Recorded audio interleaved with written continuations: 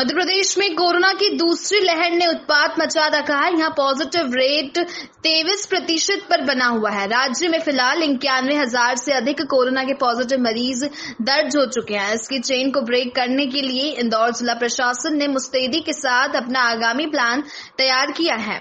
हाल ही में इंदौर कलेक्टर मनीष सिंह और डीआईजी मनीष कपूरिया ने मीडिया को जानकारी देते हुए बताया कि इस समय जनता कर्फ्यू और कोरोना वायरस का अच्छा परिणाम सामने आया है।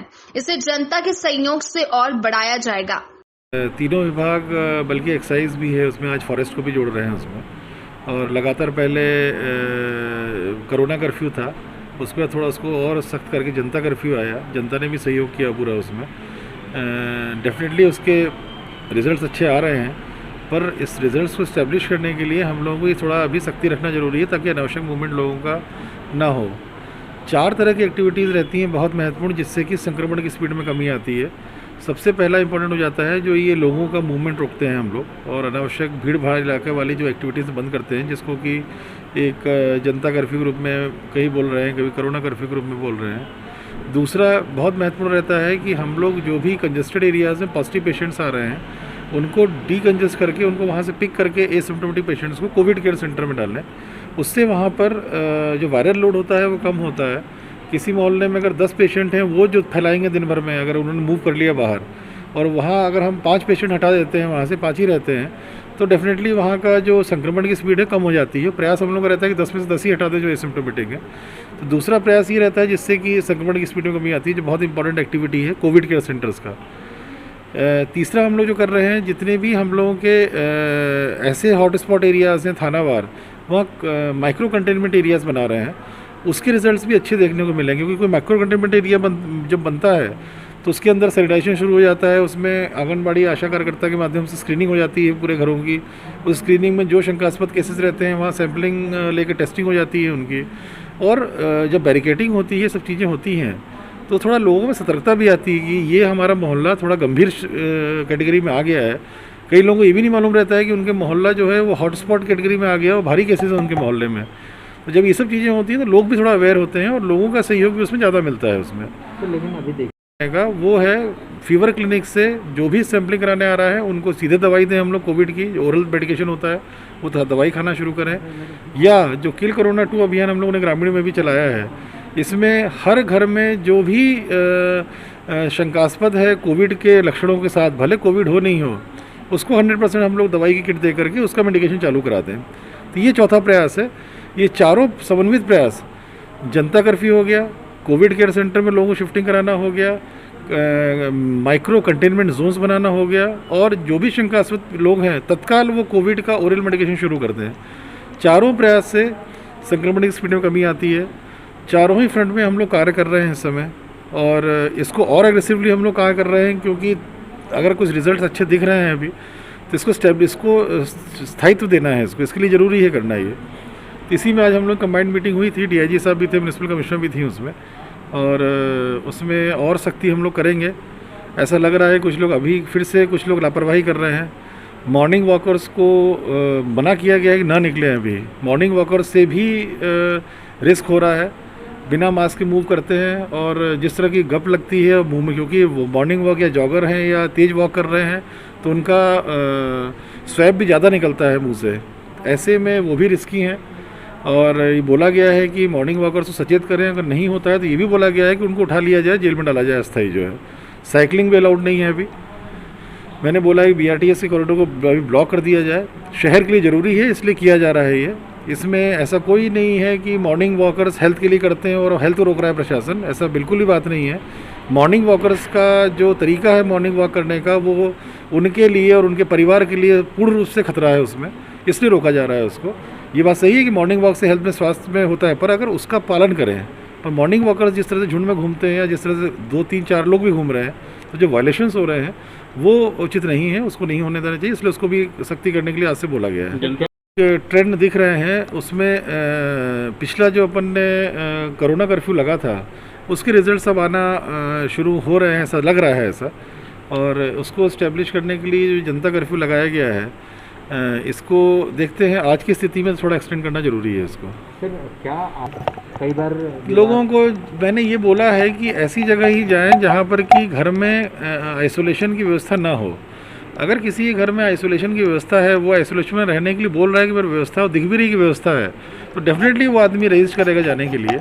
यह अवश्य है कि जिन घरों में आइसोलेशन के लिए अलग कमरे में रहने की व्यवस्था है, वहाँ पर भी पॉजिटिव पेशेंट्स आइसोलेशन में नहीं रह रहे हैं, वहाँ पर वो अपने परिवारजन से मिल रहे हैं। कई जगह तो ऐसा भी मालूम पड़ा कि पॉजिटिव पेशेंट बाहर घूम रहे हैं।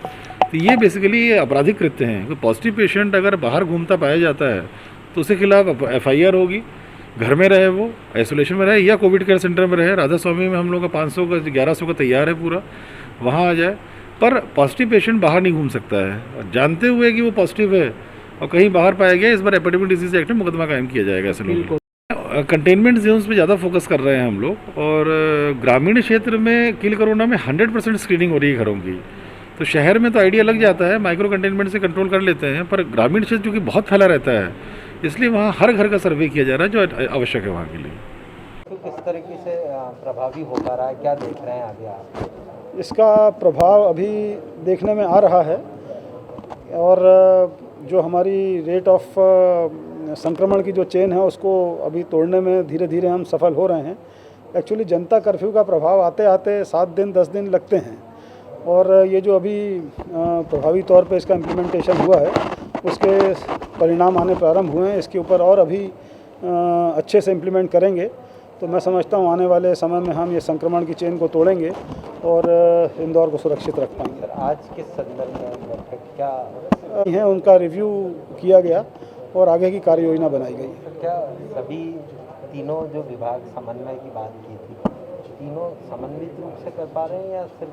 नहीं, सभी लग के कर रहे हैं, और यही एक बहुत अच्छी बात है। इसीलिए हमें अच्छे परिणाम भी देखने को आए हैं कि सभी शासन के अंग जो हैं वो पूरी ताकत से इसमें लगे हुए हैं, रात दिन सभी काम कर रहे हैं, और उसी का नतीजा है कि हम इसके ऊपर एक डेंट कारित कर पाएँ। सर, ये सख्ती इसी तरह से जारी रहेगी या जी हाँ, ये सख्ती तो अभी आवश्यक है, और ये सभी को समझना चाहिए कि ये जो सख्ती है ये उनके हित में है।